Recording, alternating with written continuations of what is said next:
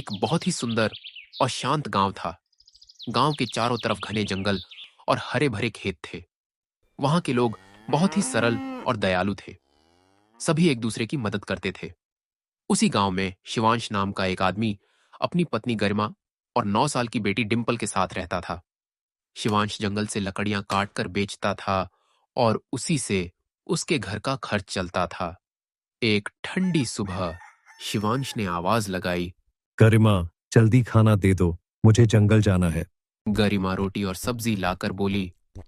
सुनो, आज बहुत ज्यादा ठंड है, अपना ध्यान रखना। शिवांश बोला। चिंता मत करो, मैं ठीक रहूंगा। इसके बाद शिवांश कुल्हाड़ी लेकर जंगल की ओर निकल गया। रास्ते में उसने कुछ गांव वालों को बात करते हुए सुना। एक आदमी बोला। इस बार बहुत ज्यादा ठंड पड़ने वाली है।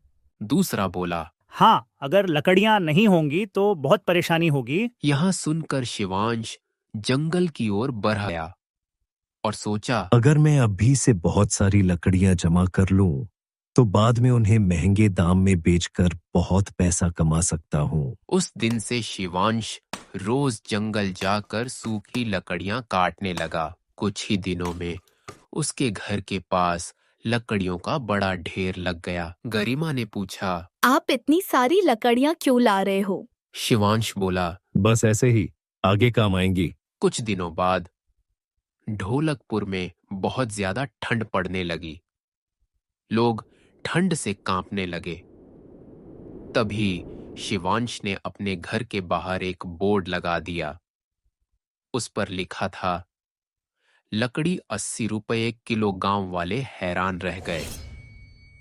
एक आदमी बोला। शिवांश, ये बहुत महंगा है। शिवांश बोला। जिसे चाहिए वही खरीदे। लोग मजबूर थे, इसलिए उन्होंने लकड़ियां खरीद ली। शिवांश बहुत खुश था। वह बहुत पैसा कमाने लगा। यह सब देखकर गरिमा बोली। आपको ऐसा नहीं करना चाहिए था। लेकिन शिवांश ने उसकी बात नहीं सुनी। अगले दिन शिवांश गांव से बाहर चला गया। घर पर गरिमा और डिम्पल अकेले थे। डिम्पल को बहुत ठंड लग रही थी।